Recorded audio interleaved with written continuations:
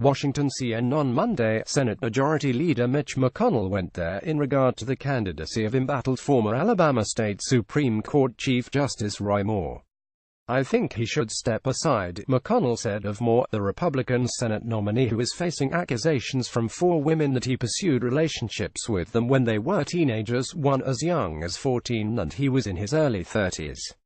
"I believe the women," McConnell added. McConnell's move comes after a weekend that saw a handful of Republican Senators Bill Cassidy of Louisiana and Pat Toomey of Pennsylvania, to name 2, calling for Moore to leave the race.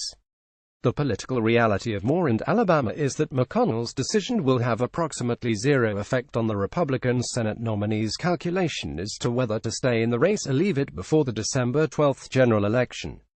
Indeed, after McConnell's remarks in Washington, Moore fired back. "The person who should step aside is at Senator Majority Mitch McConnell. He has failed conservatives and must be replaced. Drain the swamp," Moore tweeted. Moore has insisted repeatedly and vociferously that the charges against him are false and the product of a fake news campaign to beat him. He has not explained why 4 women would go on the record to air these accusations or why more than 24 corroborating witnesses would also speak to the Washington Post to confirm the story. In fact, it's possible that there is nothing anyone not named Roy Moore says about the accusations will have any impact on whether or not he can win next month.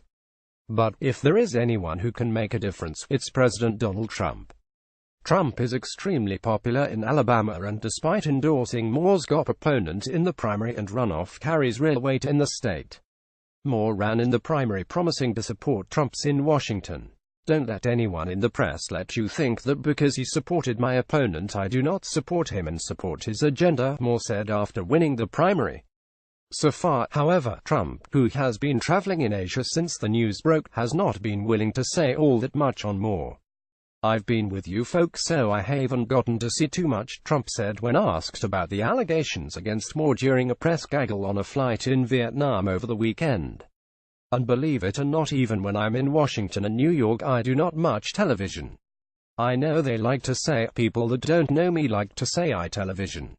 Pressed on the matter, Trump added honestly, "I'd have to look at it and I have to see because again I'm dealing with the president of China, the president of Russia. I'm dealing with the folks over here so I haven't been able to devote very much time to it." White House advisors have struck a similar tone. The president and others in the Republican Party have made clear that if the allegations are true, this man should step aside, said senior counselor Kellyanne Conway to ABC on Sunday. "But I've gone farther than that, and I've reflected something the vice president said as well, which is everybody should know that conduct is disqualifying. And Mr. Moore has denied that conduct. I think you've got other people are out there talking about what did or did not happen many years ago.